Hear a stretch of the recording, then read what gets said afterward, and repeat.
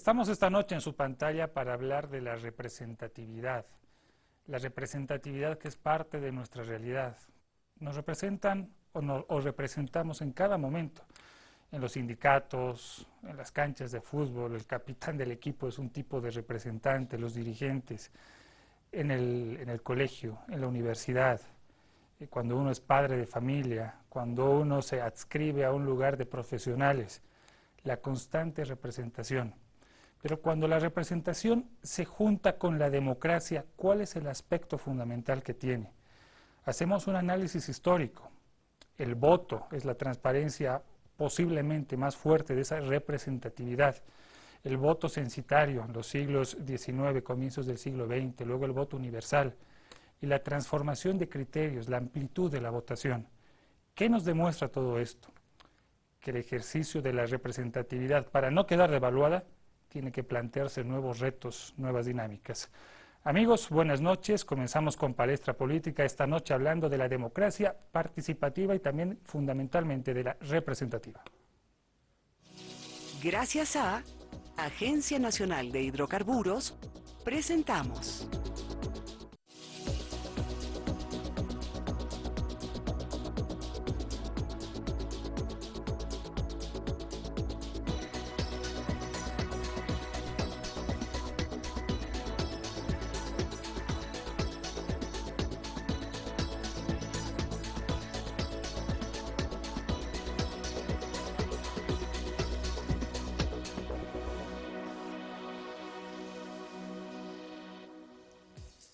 Gracias por honrarnos con su preferencia esta noche en Palestra Política. La señal de Avia Yala Televisión llega a todo el país gracias a la señal de Entel. Y estamos en Potosí a través de Telecolonial, que también nos honra bajando nuestra señal. Hablamos del tema, el tema de esta noche, la democracia representativa. ¿Qué significa esa combinación de lo democrático y lo representativo? Pero antes de iniciar con este debate, como todas las noches nos acompaña un panel de primer nivel. Los conocemos y las conocemos a todos los que lo componen. Mario Boada, es abogado, Universidad Mayor de San Andrés. Ha sido secretario general de la Cámara de Diputados durante los periodos de 1989 a 1991, de 1997 al año 2002 y del año 2006 al año 2009. Es docente universitario. Verónica Rocha Fuentes, comunicadora social, Universidad Católica San Pablo, Bolivia. Maestría en Comunicación Política, Universidad de Chile. Publicó en el año 2013 Comicios Mediáticos. Columnista del matutino Página 7. Parte del consejo editorial del mensuario El Desacuerdo. Gustavo Torrico Landa, dirigente estudiantil y fabril. Ex jefe de bancada del Movimiento al Socialismo, ex viceministro de Gobierno 2010, primer responsable del colectivo de pensamiento político Satucos, activista político. Hemos conocido a nuestros panelistas, a todos ellos, muy buenas noches, gracias por estar en Palestra Política. Lo que a continuación vamos a hacer es volver a presentar el tema del día y el contexto en el que nos vamos a mover a través de una recopilación de datos.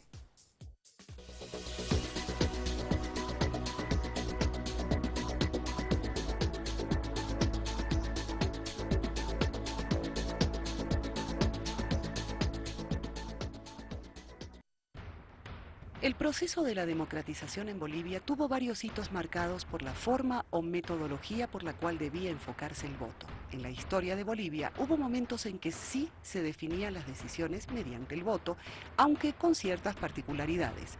El voto censitario o voto restringido fue una de las formas más difundidas durante los siglos XVIII y XIX en Europa. Consistía en que los electores podían ser tales siempre y cuando cumplan determinados requisitos sociales y económicos para poder votar. Un modelo frecuente de voto censitario en Bolivia estuvo relacionado al nivel de instrucción solo para quienes sabían leer y escribir y a la solvencia económica, además de la pertenencia a un bloque político. Esta estructura estuvo vigente en Bolivia hasta el año 1952, momento en el que el gobierno del MNR contrapuso al voto censitario el voto universal, en el cual no existían restricciones salvo la mayoría de edad y la ciudadanía. El proceso de la representación política durante la segunda mitad del siglo XX estuvo interpuesta por los sucesivos golpes de Estado y procesos electorales que fueron desconocidos por los gobiernos de facto, tal como sucedió con las elecciones de 1980. Una vez conquistada la democracia en 1982, se inició el proceso de institucionalización de la democracia con el modelo representativo y el sistema de partidos. El ejercicio de la representatividad en el proceso democrático tuvo su punto más importante, también el más cuestionado, con el sistema semiparlamentario, en el que las fuerzas políticas determinaban mediante acuerdos políticos quién debía ser el presidente del país. Este fue el mecanismo implementado en las elecciones de 1985, del año 89, del año 93, del año 97 y 2002, en las que los partidos políticos vencedores no ganaron en ningún caso con la mayoría absoluta. Las alianzas políticas derivaron en un ejercicio de cuoteo político del Estado en el que se manifestaba la ineficiencia de la administración pública, además del destape de varios hechos de corrupción, cuyos vínculos llegaban a incriminar a autoridades altas de gobierno. Durante el proceso de implementación de la democracia participativa, se abrió la posibilidad de la apertura del ejercicio al voto, de manera que no se restringiera solo a las elecciones de presidente y vicepresidente. En la década de los 80 se hizo posible la elección de alcaldes municipales, en los 90 se hace posible la elección de diputados uninominales y en el año 2005 se aperturó la elección de prefectos. La crisis del periodo de la denominada democracia pactada conllevó a cuestionar las formas del sistema, planteando un nuevo paradigma, el de la democracia participativa y comunitaria, relacionada a instituciones como el referéndum, además de la elección de los miembros del órgano judicial. Bien, ahí está una parte del contexto del debate en el que nos vamos a enmarcar esta noche. Nuevamente el saludo a nuestros panelistas, don Gustavo, Verónica, don Mario, bienvenidos. Don Gustavo, comenzamos con una valoración. A ver, enlacemos un poco lo que hemos visto con el rol de la representatividad, ¿no? Hablar incluso desde el voto censitario y remitirnos a lo que ahora estamos viviendo manifiesta cambios, ¿no? Y esquemas mentales también, ¿no?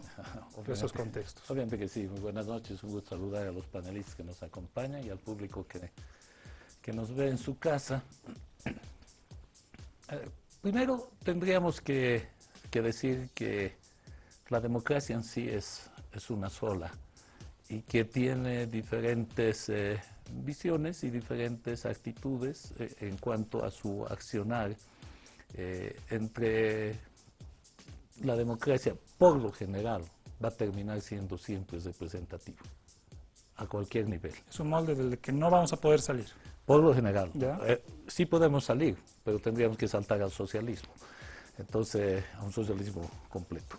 Acá pasa por el hecho de que cuántos instrumentos podemos utilizar en esta democracia para hacerla más participativa y qué tan representativa se la pone. Si vemos el contexto desde ese tipo de votación que se hacía en tiempos pasados y posteriormente en el voto universal y todo el periodo que se vivió en democracia, obviando obviamente el luto en el país, lo que significó la dictadura, tendríamos que ver que en ningún momento el pueblo en realidad eligió. Participó, sí, o sea, pero participaba de una forma en que su voto en realidad no se contaba, a no ser para temas estadísticos. 4, 5, 6 representantes, las llamadas cumbres políticas, por ejemplo, los pactos, la gobernabilidad, etcétera, etcétera, que permitieron bajo un título de pragmatismo hasta hacer cosas tan atroces como cruzar los ríos de sangre, por ejemplo, ¿no?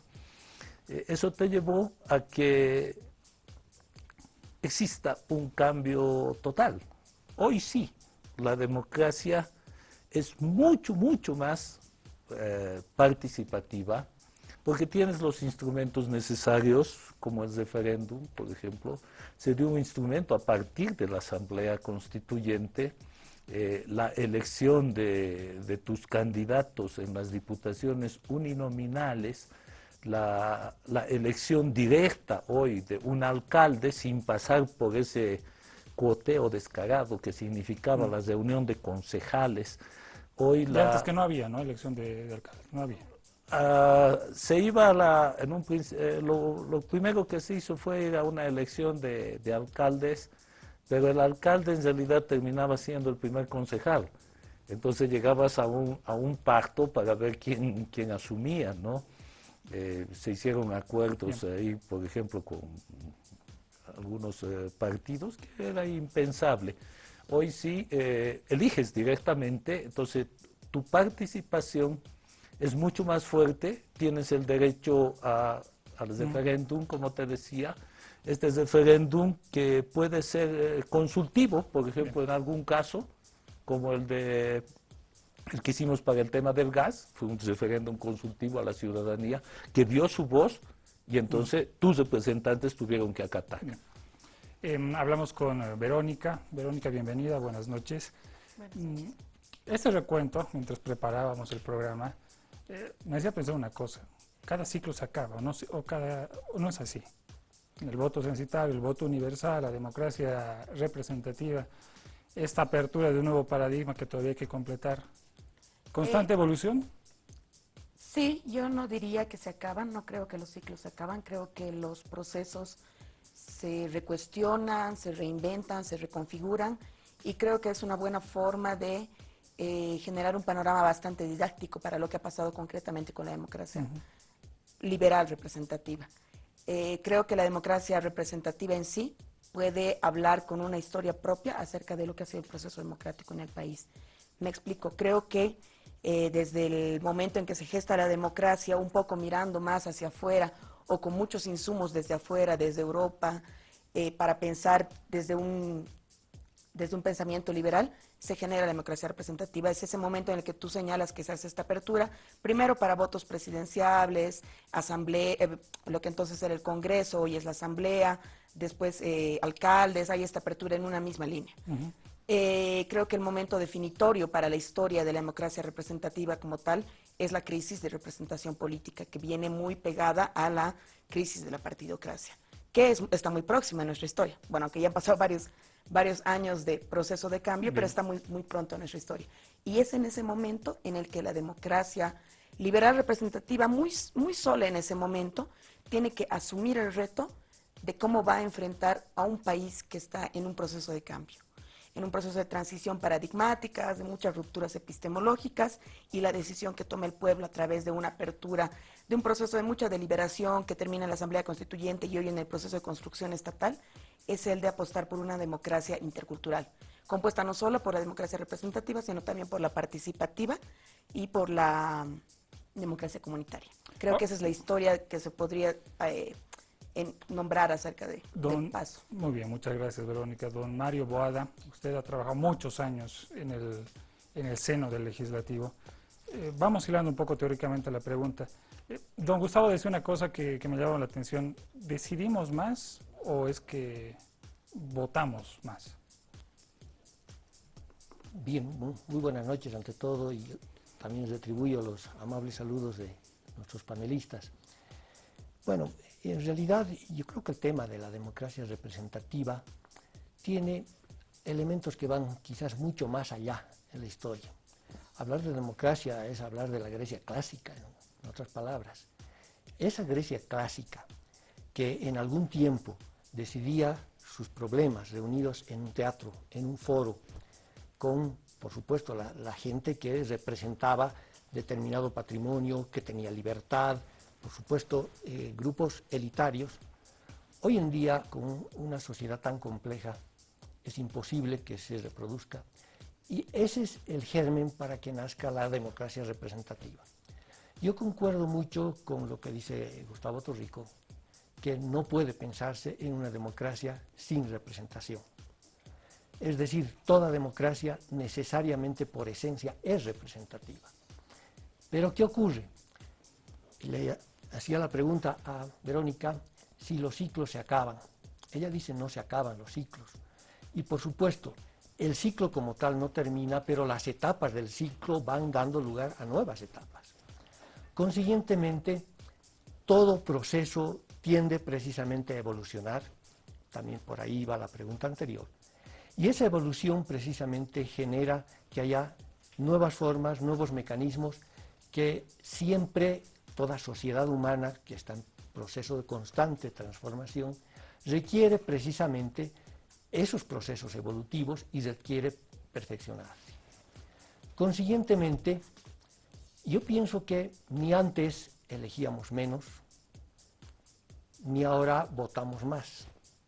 Pienso que son esos mecanismos los que van sufriendo procesos evolutivos acorde con los tiempos y consiguientemente, si en alguna época, hoy juzgamos probablemente con ojos del siglo XXI, y nos podemos horrorizar de que hayan existido esclavos en aquella Grecia, pero era el sistema, la fuerza humana que permitía sobrevivir a las sociedades. Por supuesto, hoy en día es impensable que cualquier ser humano pueda imaginarse siquiera en que exista ese tipo de régimen. Sin embargo, así como retrotraemos a aquella época, estamos ante una situación en la que todo este proceso evolutivo va generando la necesidad precisamente de mejorar esos sistemas. De ahí que los sistemas de participación son aquellos que precisamente van perfeccionando a lo global que implica el sistema de representación. Ahora, don Gustavo, con usted nuevamente. Antes, de repente, la atención se focalizaba en el método de representatividad. Ahora podemos hablar de la calidad de representatividad, porque ese es otro aspecto, ¿no? De repente no tan formal, más subjetivo, más intersubjetivo. Yo creo que de lo que podríamos hablar es de una representación más adecuada, más afín, pero sobre todo más legítima en realidad, ¿no? En esta democracia participativa estás eligiendo a tu par, en realidad, que tú consideras que es el legítimo representante de tus aspiraciones, ya sea políticas, sea circunscripcionales, sea departamentales, ¿no? Y yo no concuerdo mucho con el doctor acá, con mi amigo, en que no hemos modificado nada. Claro que se ha modificado, porque antes sí votábamos más y elegíamos menos. Esa es una parte fundamental de lo que vive nuestro país. Un ejemplo de eso. No hay un solo presidente que haya gobernado este país con un 40% de votación, por ejemplo. Hubo un presidente que gobernó con el 16% de votación, cosa impensable a estas alturas. Las circunscripciones uninominales no existían, se votaba todo en cadena, lo que hoy se conoce como plurinominal, y por ende, hoy sí puedes hablar de que eliges, porque una votación mayoritaria, al existir el instrumento, por ejemplo, de la segunda vuelta, si no eligiéramos un presidente en la primera vuelta, vamos a la segunda y elijamos a un presidente. O sea, yo creo que hoy sí, elegimos, votamos, sí, votamos mucho más, pero elegimos casi completamente a nuestros representantes y eso es algo fundamental. Y entonces yo no creo que haya una mayor o menor calidad. Daba una charla yo la anterior semana en el colectivo a unos compañeros y alguien ahí me reclama, alguien que vino a reclamar, a poner la espinita, decía, deberíamos elegir a los más profesionales, a los mejores, la meritocracia, ¿no? Sí. Y yo les decía, nuestro pueblo está con indígenas, con campesinos, con mineros, cooperativistas, vendedores, profesionales, etc.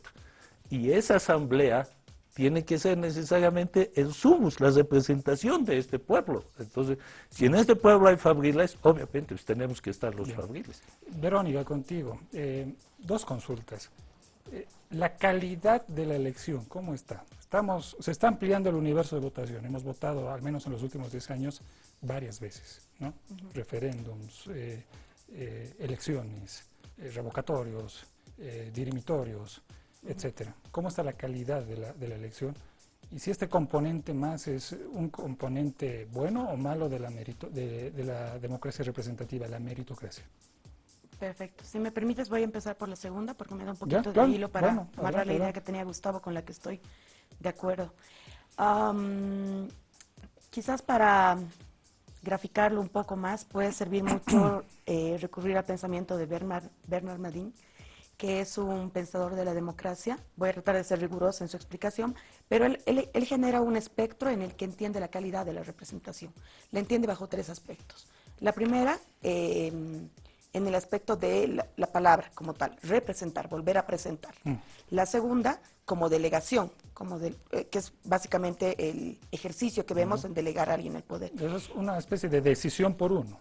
Sí, delegar, Sí. delegar esa decisión. Y la tercera, que me parece la más importante para entender un poco este cambio en calidad de representación que ha existido, es parecerse a. Entonces me parece muy importante porque Gustavo ha planteado varios ejemplos que dan cuenta de eso. En ese aspecto, esa complejidad demuestra la representación, por lo menos como señala este autor. En ese aspecto creo que efectivamente el pueblo boliviano está sintiendo mucha más empatía, mucho más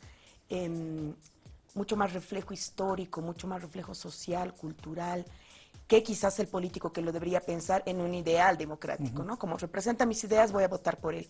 Aquí hay otro tipo de dinámica. La propia forma en la que se maneja la cultura democrática boliviana da cuenta de que hay otros aspectos que van más allá de lo político, que hacen que este sea uno de los gobiernos que tenga tanta legitimidad, y lo dicen los resultados. Pareciera ser que la representación hoy en día no solo sufre los cambios institucionales de reformarse a juntarse con otras democracias, etcétera, sino que la gente, la cultura democrática está sintiendo otro tipo de empatía con quienes son sus representantes, más allá de una cuestión política. Me parece importante subrayar eso porque me parece sustancial al tema que estamos tratando hoy. El segundo aspecto. Bueno, me preguntabas acerca de la calidad de las elecciones. Yo no quisiera darte un criterio mío. Bueno, en todo caso no tengo problema con eso, a mí me parece que andan bien, pero me parece importante traer a colación acá dos cuestiones. Creo que se ha hecho un trabajo muy firme de parte de la oposición los últimos años por desacreditar el órgano electoral plurinacional, que es quien debe velar la calidad de las elecciones. Por eso es que recurro acá. Creo que lastimosamente, tanto para oposición como para oficialismo, el ente rector de la democracia ha entrado en el marco del juego político, tanto en la reconfiguración de la Constitución como en las elecciones, como a la fecha. No hay que ir muy lejos para darse cuenta de que está en el centro también del cuestionamiento y de la pugna política. Pero hay que recordar que en todas las anteriores elecciones, y es parte de un ejercicio de la cultura democrática boliviana, el Estado boliviano nunca ha estado solo. Siempre ha estado acompañado de organismos internacionales. La OEA, la ONU, UNASUR, muchas estructuras que hay electorales siempre han estado acompañando, e incluso veeduría ciudadana, acompañando los procesos y dando fe de que el trabajo que está haciendo con intensidades, pero ha sido un trabajo de calidad. Yo creo que la democracia, por lo menos en términos de quién garantiza las elecciones, se encuentra saludable. La conducta ha cambiado, don Mario. No hay mucho ausentismo en Bolivia, al menos en las últimas elecciones. La participación ha sido grande. ¿Eso devela qué? Devela primero que la cultura democrática se va enraizando en nuestro pueblo. Y en esto quiero aclarar un poco a mi amigo Gustavo. No dije nunca que no ha cambiado nada. Dije que hay mecanismos que se van perfeccionando. Y por supuesto que eso es cambiar. Mecanismos de perfeccionamiento que implican la evolución de ciertos sistemas. Particularmente, han escuchado mis antecedentes, yo provengo de épocas cuando me inicié como técnico en el Parlamento, porque eso lo soy y lo sigo siendo, en épocas, por supuesto, donde imperaban otro tipo de sistemas, otro tipo de modelos, pero de todas maneras uno va consustanciándose a través de las épocas y, por supuesto, cada cual tiene su lugar en su momento. Si hablé de la esclavitud griega, con mayor razón, durante este tiempo de la democracia en Bolivia, se han ido dando procesos en los cuales, por supuesto, han ido evolucionando estos mecanismos. Cuando, por ejemplo, hoy nos rasgamos las vestiduras porque antes había acuerdos políticos, antes había un presidente con 16%. ¿De acuerdo? Hoy en día se ha superado esa figura. Pero tampoco creo que es para satanizar de la manera que se ha ido posicionando ese aspecto. Particularmente en su tiempo en el exterior, sobre todo era ponderado nuestro sistema de pactos porque permitía el pluralismo político, permitía la mayor participación de muchos frentes, de muchos actores políticos, y por lo tanto la suma de ellos hacían lo que hoy hace un grupo político que, por supuesto, con el perfeccionamiento de ciertos mecanismos, ha capitalizado esa figura. Pero que uno tenga 16, el otro 8, el otro 5, y la suma de todos haga un 70%, hace a una diferencia tan sustancial.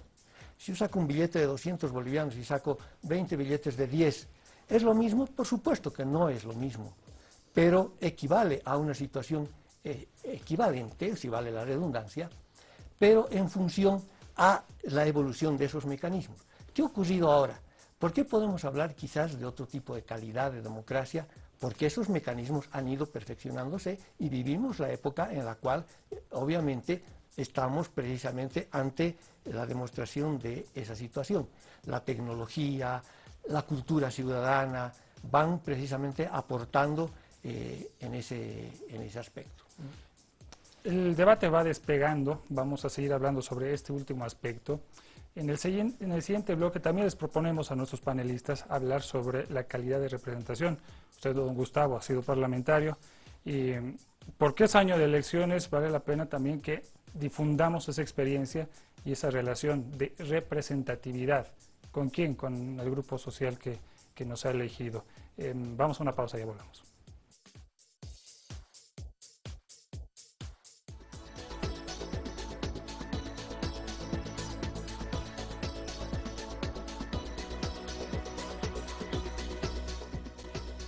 A ver, me quedé pensando en el corte, democracia representativa, tan cuestionada en los últimos años. ¿Dónde estaba el problema? ¿En la representación?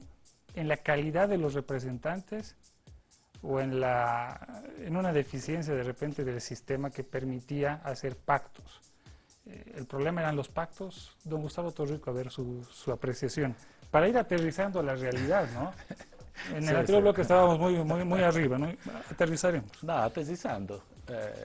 A ver, la representación actual, o de un periodo atrás ya, se puede decir hasta incluso que es mucho más legítima.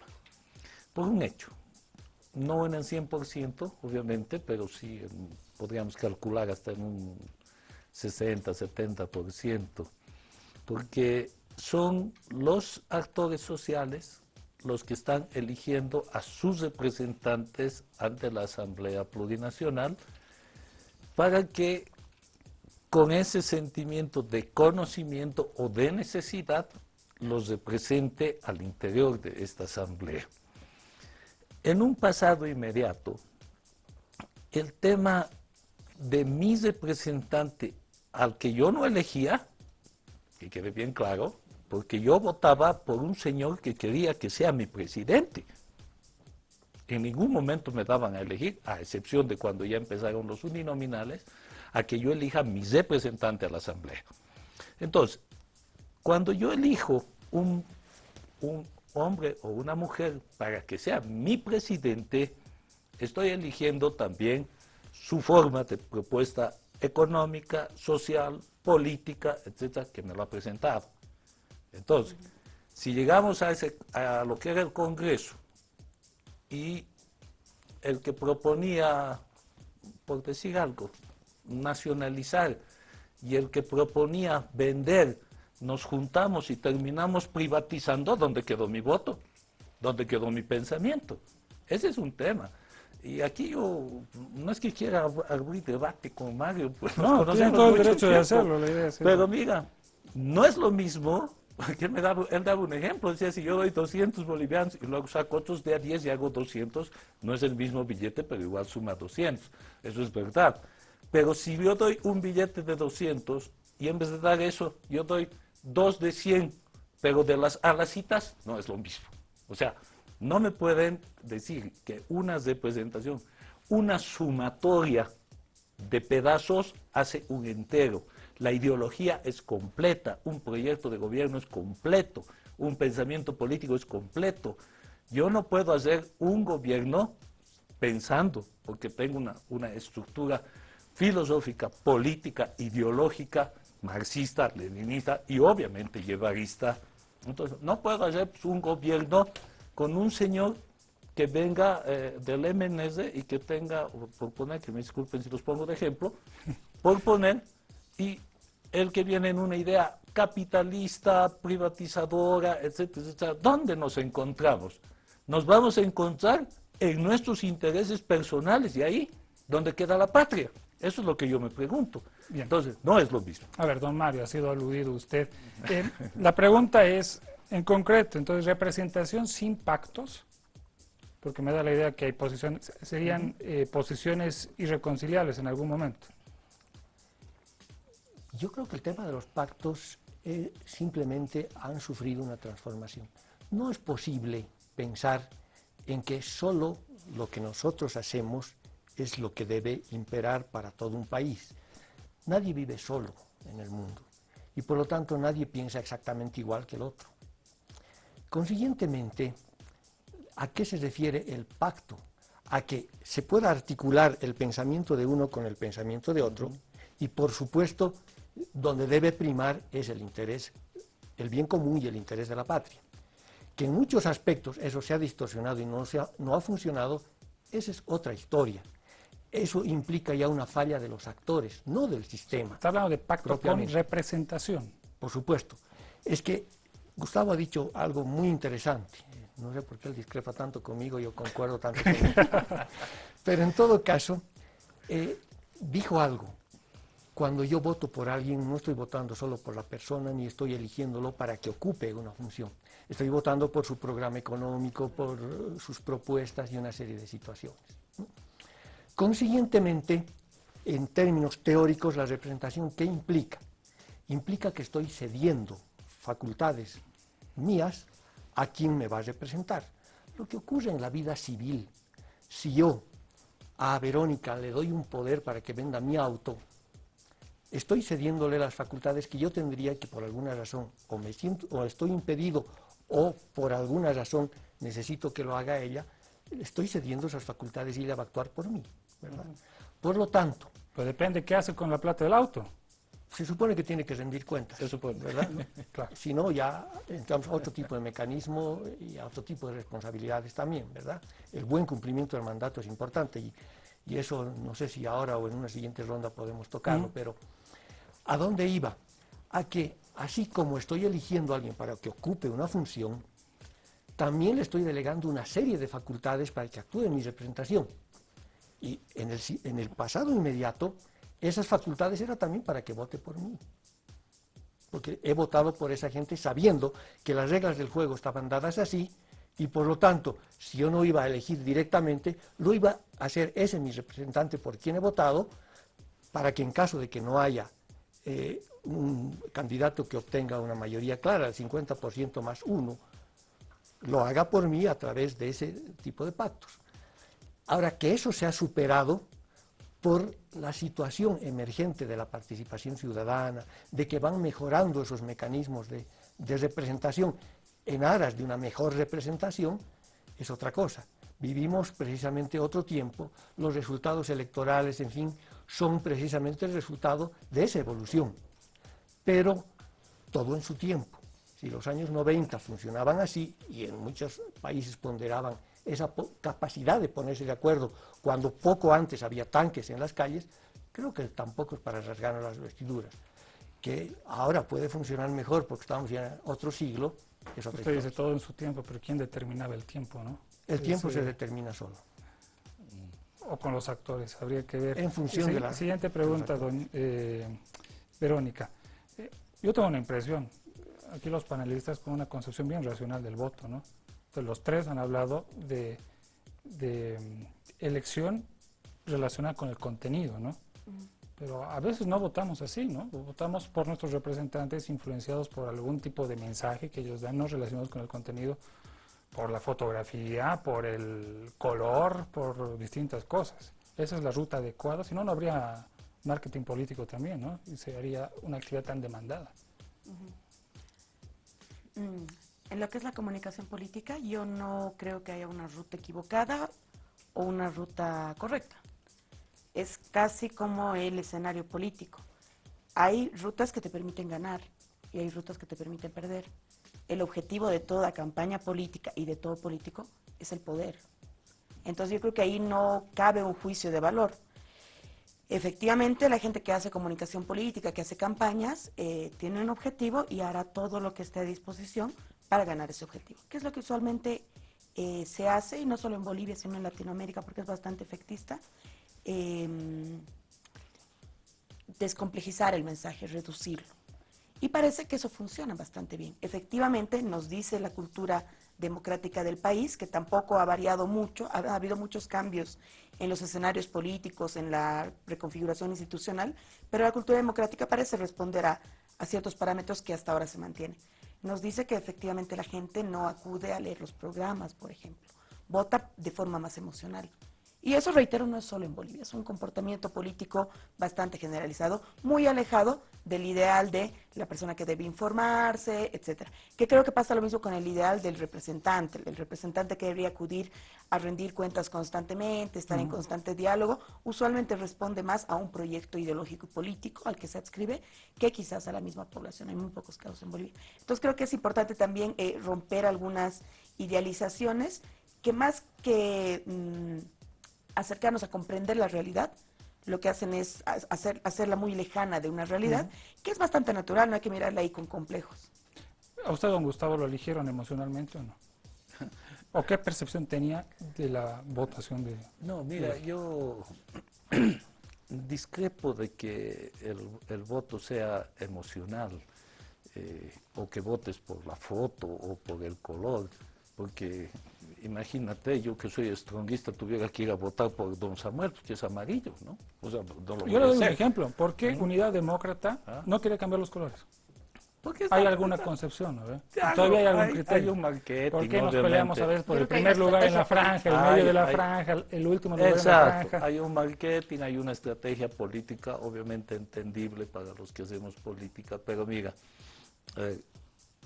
si bien todo un programa de gobierno ha de ser todo un tomo de cosas, lo que sale de ahí, el sumus de lo que sale de ahí, es en realidad lo que te lo plantean en una campaña. Por ejemplo, el MAS hoy tiene 12 puntos que te lo está proponiendo como la base.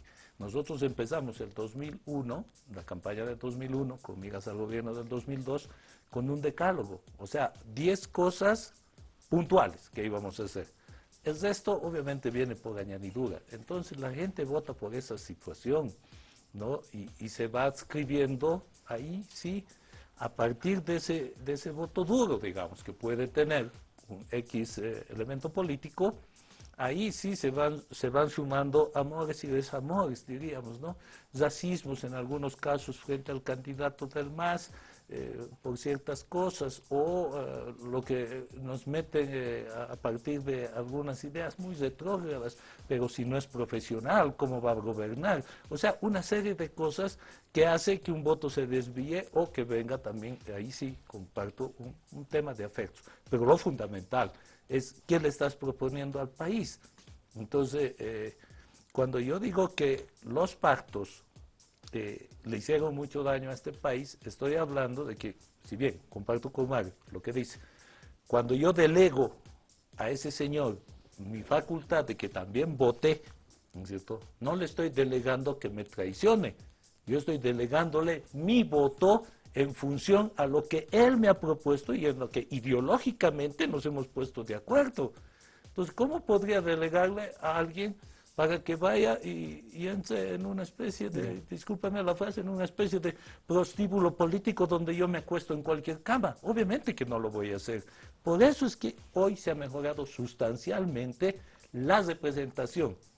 Tenemos representantes fabriles, mineros, etcétera, etcétera, gremialistas y toda la gama del país que te permite tener una representación no desde el libro que me hable de datos del hambre, sino de los que hemos tenido hambre para hablar de esto. Ahora, yo me acuerdo de un criterio en base a lo que usted dice, ¿no? Bueno, a ver, fabriles, gremiales, un criterio de representación. Un criterio que aparecía, usted me corregirá, don Mario, en algún momento como ese gancho de acumular votos, era elegir representantes, no sé si usar bien el término, de farándula. Cantantes, comediantes, ¿qué más? Colegas periodistas. Periodistas, etcétera. Futbolistas. Estrategias que no, o grandes empresarios, ¿no? Grandes empresarios, exitosos empresarios. Que el momento de legislar, ¿en qué queda? O sea, y esa estrategia todavía no ha desaparecido, ¿o sí? ¿Cómo era antes? ¿Cuántos años tienen de experiencia en el Congreso? No he podido sumar el currículum. ¿20? ¿25? Ni yo sabría sumar, pero me inicié hace 25 años. En ese marco, ¿qué pasa con este otro criterio? Porque era otro criterio existente, ¿no es cierto? Creo que en eso seguimos de la misma manera, funcionando así, buscando elementos subjetivos del voto. Yo concuerdo también que no es lo fundamental. En realidad, el grueso de la población no vota por eso, pero que sí esos elementos influyen, por supuesto que influyen. Elementos que hacen al marketing político, a la ubicación en la papeleta, todo lo que hemos el hablado, elector cree que aquello que ve en la pantalla refleja el ser de... Exactamente, exactamente.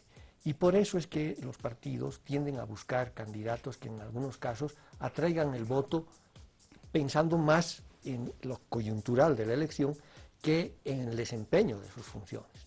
Yo también concuerdo, y eso les digo a mis alumnos, yo doy clases de Derecho Parlamentario, muchos me cuestionan, me dicen, ¿y por qué no son profesionales? Es el mismo tema, creo que mucha gente se cuestiona estos aspectos. Y les cuento, ¿no?, la historia de Arguedas, en fin, del guairalevismo famoso de aquella época donde solo los doctorcitos tenían acceso al Parlamento. Precisamente los mecanismos de representación han hecho que el grueso de la población, representando de todos sus sectores, tiene derecho a representar, porque son eso fundamentalmente. Los alumnos me preguntan, pero si son legisladores, no saben ni siquiera de derecho. Es que primero son representantes. Ser legislador es una función inherente a la representación que ejerce, ¿no? Por lo tanto, ese es un tema fundamental. Pero, ¿dónde se distorsiona? En que estos elementos subjetivos son los que van generando a veces elementos que influencian y en gran medida la preferencia ciudadana, pero que tampoco es lo fundamental, ¿no? El voto no siempre es subjetivo. Verónica, el elector no tiene que elegir a su representante, o sea, para no equivocarse por elementos subjetivos. California, ¿no? Schwarzenegger. ¿Qué hace alguien gobernando un estado en los Estados Unidos, habiendo sido actor de películas? ¿Hay relación o no hay relación? Esos aspectos subjetivos, ¿cuánto valor le tenemos que dar cuando tenemos que ser representados? Definir que tenemos que ser representados. Es una pregunta que me da el pie perfecto para acusar que he actuado como buena comunicadora política y he simplificado demasiado el mensaje. Por supuesto que en ningún momento he dicho que eso constituya todo un escenario político mucho más complejo y por supuesto con las complejidades propias de Bolivia, ¿no? No hay comunicador político o equipo de comunicación política que pueda hacer ganar a un candidato si no hay un proyecto político por detrás. Eso creo que está fuera de discusión. Hay un documental muy famoso que nos lo muestran a quienes estudiamos esta área, que se llama Our Brightest Crisis, que es la historia de cómo Goni, a pesar de tener todo un equipo de comunicación política externo, seguramente al que estaba muy bien pagado, con muchas ideas, éxitos y demás, no pudieron levantar a un candidato porque el candidato simplemente no reflejaba lo que el pueblo necesitaba como proyecto político. Respecto a tu pregunta, nuevamente parto de esta, quizás esta posición bien aséptica, ¿no?, de decir, no sé si la gente debe votar por eso o no. La gente vota por distintas circunstancias. Algunos creo que ahí entra nuevamente esta acepción, estas dimensiones de la representación. Algunos necesitaremos sentirnos más identificados políticamente con un proyecto, con una ideología. Nos importará poco si esta persona es una persona calificada o no, si es un indígena o no. Nuestra concepción de representación, de acuerdo a nuestra forma de querer llegar a una delegación política, tendrá que ver con el aspecto político muy racional quizás. Habrá otras personas que valorarán de otra forma el ejercicio democrático, la política, sin que ninguna tenga juicio, pero simplemente será otra forma de valorarlo, que requerirán sentirse más representados en este parecerse a. Quizás si son choferes, les caerá bien un chofer y sentirán que su sector se puede sentir representado. Y hay también otras lógicas como esta precisamente, del pensamiento sectorial y del pensamiento nacional. Habrán algunos patriotas que digan yo quiero que la patria crezca y demás, votarán por personas que crean que puedan representar a un común de la sociedad. Y habrá otros que dirán, yo quiero que mi sector vaya por esto, muy alejados quizás de los pensamientos políticos. Entonces creo que son varios aspectos por los que la gente toma decisiones. Tú no te animarías decisiones. a dar una receta, obviamente, es muy complicado también. Yo te puedo decir lo que yo hago, es una actitud un poco más racional y tiene que ver más con una identificación política e ideológica. Habrá mucha gente que piensa en el país, pero eso no quiere decir que no existan las otras formas que también son legítimas y que también se practican. Creo que eso hace a la diversidad misma. Creo que esa es también la razón por la que existan tantos parlamentarios que puedan captar todos esos tipos de representaciones. Mario nos ha planteado un debate para la siguiente ronda, la calidad de la representación. Gustavo Torrico ha dicho, yo no voto para que me traicionen. Vamos a hablar sobre este tema al volver de la pausa.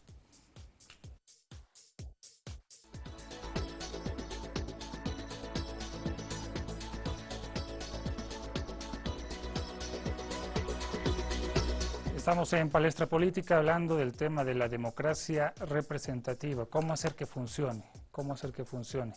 Decían antes de ir a la pausa, yo no voto para que me traicionen. ¿Cómo lo hacemos? Votemos por un proyecto y ese representante que va a llevar mi voluntad y la de miles que vamos a ir con él, tendría que ser honesto en respetar la voluntad por la que estamos yendo. No estoy hablando de que uno diga su verdad y esa sea la verdad absoluta, pero en temas parlamentarios y en temas de política hay un proyecto, hay una visión con sentido, si somos honestos, de mejora de las condiciones de la patria y del pueblo. Si a ese proyecto, a ver, hagamos un ejercicio, vamos y no obtenemos una mayoría absoluta, obtenemos un 30% y el resto también tendrá su porcentaje, entonces vamos a una segunda vuelta, solo se elige al presidente, el grupo parlamentario quedó intacto, necesito un pacto parlamentario para tener una gobernabilidad. Entonces, ahí no puedo entrar. Quiero hacer una pregunta ahí. Sí. Entonces, ¿voto por el sujeto o voto por el partido? No, se vota por el lineamiento político. No le hago caso a la foto. En realidad. No le hago caso a la foto. Sino que hay un tema, como decía acá ella, la compañera. Pero, tú votas por diferentes cosas. Primero yo voto por una línea política, una ideología y una propuesta ideológica de un bloque político. Ahora, ¿cuál de mis representantes es el que en realidad trae, o yo lo considero el mejor representante de los que están en pugna para que represente esas nuestras ideas políticas allá? Entonces hay varias cosas, ahí sí nos ponemos de acuerdo. A lo que yo iba es a este bloque político que vas a tener que armar cuando no tengas una mayoría absoluta, y entonces haremos ahí sí unas situaciones de acuerdos, pero no pueden ser componendas de que nos pongamos de acuerdo ¿para qué? Para que tú seas presidente y tú que la aduana y yo los impuestos, por favor, eso no puede seguir, eso no tiene que haber, ya lo desterramos de este país. Tendremos que hacer pactos políticos para que, si mi plan de salud tenía deficiencias con estos señores, yo los tendré que poner más eficientes y sí vamos a ir en ese pacto. Pero una repartija ahí como si fuera la cueva de Alí Baba y a ver a quién le toca los anillos y las pulseras. Obviamente que no, eso ya hay que desterrarlo. Ahora, ¿es idealista Gustavo Torrico en ese sentido, don Mario? ¿Se puede llegar a eso o estamos pidiendo mucho? Creo que Calidad de representación. Creo que se tiene que llegar a eso. Pero pienso que la calidad de representación, hasta ahora hemos hablado mucho desde el punto de vista del elector, de la decisión, del voto. Y creo que inclusive se nos ha observado eso a los tres. Pero la calidad de representación también pasa por la calidad del representante en el ejercicio de su representación. Poníamos un ejemplo en una intervención anterior. ¿Qué pasa si a ella yo le doy un poder para que venda mi auto y surgió un cuestionamiento? ¿Y qué hará con el dinero si no le da el fin para el cual se ha implementado esto? Creo que ese ejemplo es bastante gráfico. El representante, por supuesto, tiene que ser de calidad y responder precisamente al mandato de quien es su mandante. Y lamentablemente todavía estamos en un periodo en el mundo, no solo en Bolivia, donde los resabios de la vieja monarquía pre-revolución francesa han mantenido un poco ese concepto de que el gobernante es un mandante y no un mandatario, ¿no es cierto? Aún hay todavía actuaciones en ese tipo en todos los gobiernos en nuestro país, se ha dado, todavía se da, donde es una suerte de la voluntad del mandatario, creyéndose mandante, cuando el verdadero mandante es el pueblo, ¿verdad? Es el verdadero soberano. Pero ese soberano no actúa de una manera tan sencilla como cuando yo le dé un poder a ella, una relación individual, civil, sino que es una complejidad, una diversidad. Y por lo tanto, el saber responder a ese desafío plantea precisamente el otro gran desafío del sistema de representación de la democracia. Y el ideal está en lo que dice Gustavo Torrico, buscar precisamente esa situación, donde uno elija precisamente un proyecto y ese proyecto precisamente sea fiel al elector. Pero esa diversidad de los electores no siempre permite que sea una correlación aritméticamente proporcional. Entonces, la situación no es tan sencilla. Y por supuesto, hacia dónde tenemos que ir ahora en todo este proceso de evolución de los mecanismos de representación que tienden a una mayor participación, precisamente a perfeccionar este sistema en base a estos aspectos. Indirectamente nos hemos centrado, creo yo, en el tema de la elección de legisladores, ¿no? Implícitamente nuestro inconsciente del debate nos ha llevado hacia ese lado. De alguna forma hay que ser bien disciplinado para ser legislador, ¿no? Que a veces uno ve, hace cobertura cuando estamos ahí en el margen de lo político, pero viendo parlamentarios que juegan con las tablets, han votado por ellos, pero no están en la sesión, ¿no? Más allá de la identidad política. Lo que pasa también es que el electorado, me dirás tú, Verónica, elige, pero luego no hace seguimiento a su representante, ¿o qué pasa? Creo que hemos tenido el mismo hilo conductor de pensamiento, porque claro, trato de pensar en esta pregunta que nos ha dado la vuelta a todo el programa, ¿no? ¿Cómo podemos mejorar o definir la calidad del sistema representativo? Va un poco en la línea que ya señala Gustavo, a complementar a Mario y la pregunta que acabas de hacer tú. Creo que en un sistema democrático hay responsabilidades compartidas, hay responsabilidades del elector. No es pues gratuito esto que se llama autocastigo.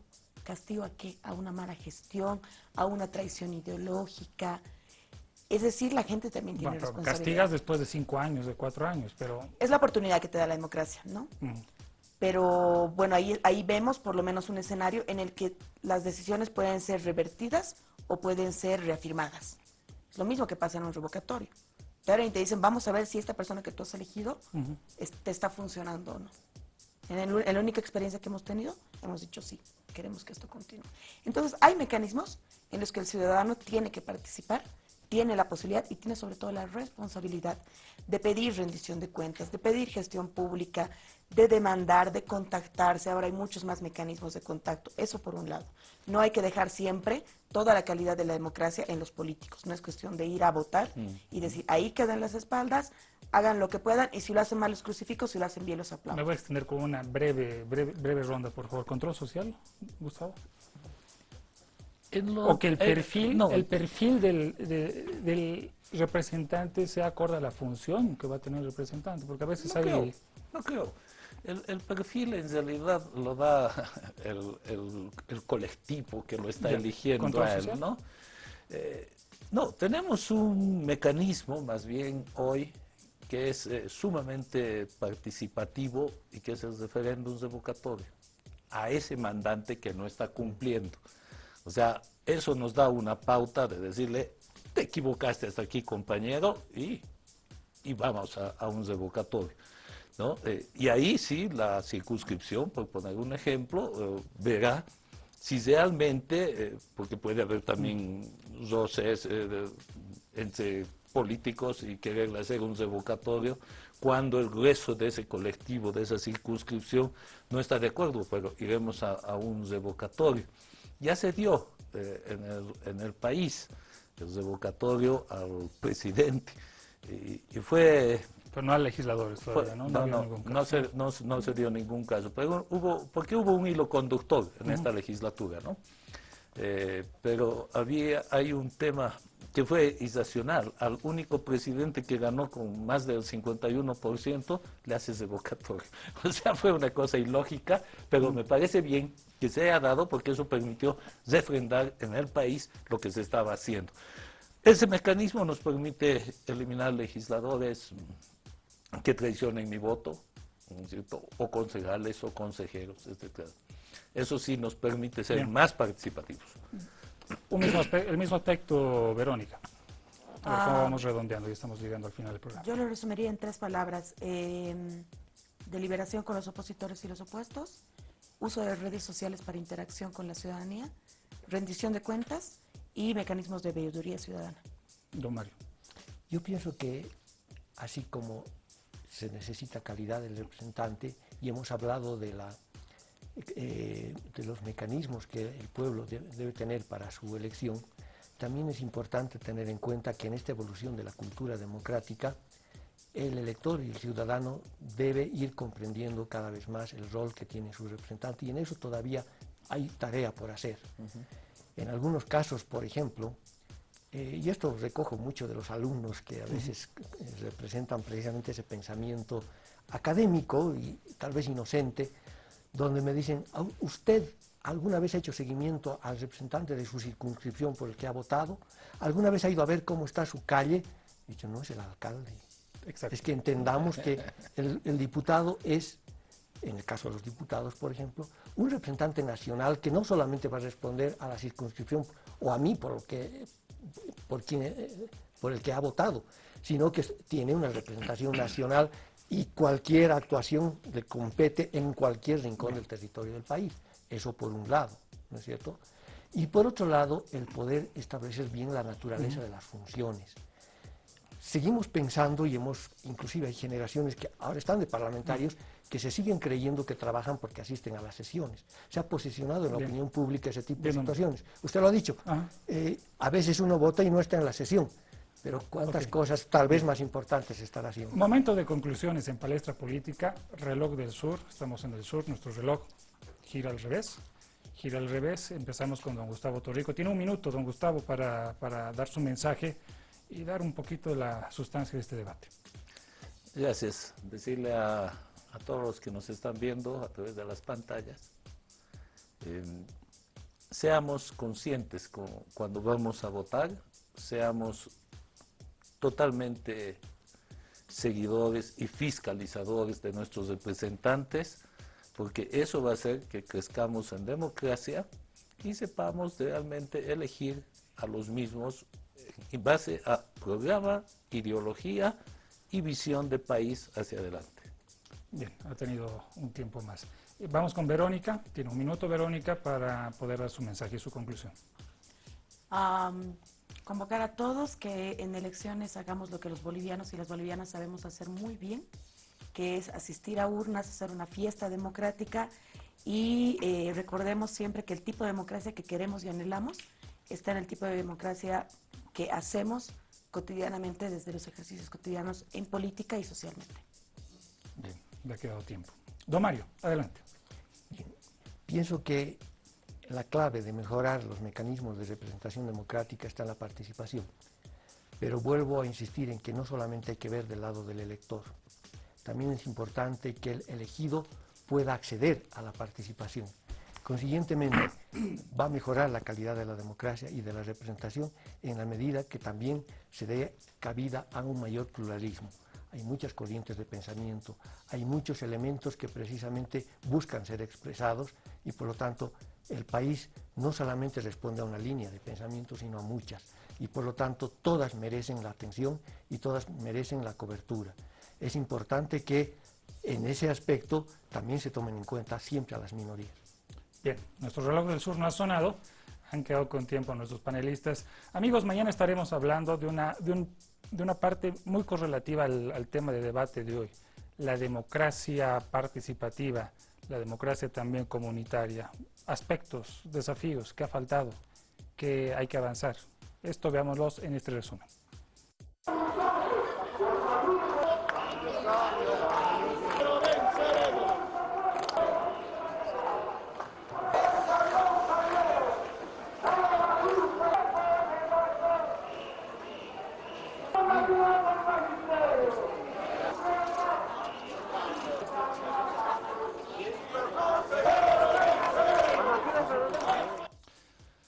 Democracia participativa, democracia comunitaria. Agradecemos a nuestros panelistas. Gracias por el fruto del debate de esta noche, don Gustavo, Verónica, don Mario. Gracias. Con ustedes hasta dentro de 24 horas. Nos vemos mañana viernes a las 10 de la noche en Palestra Política. Permiso.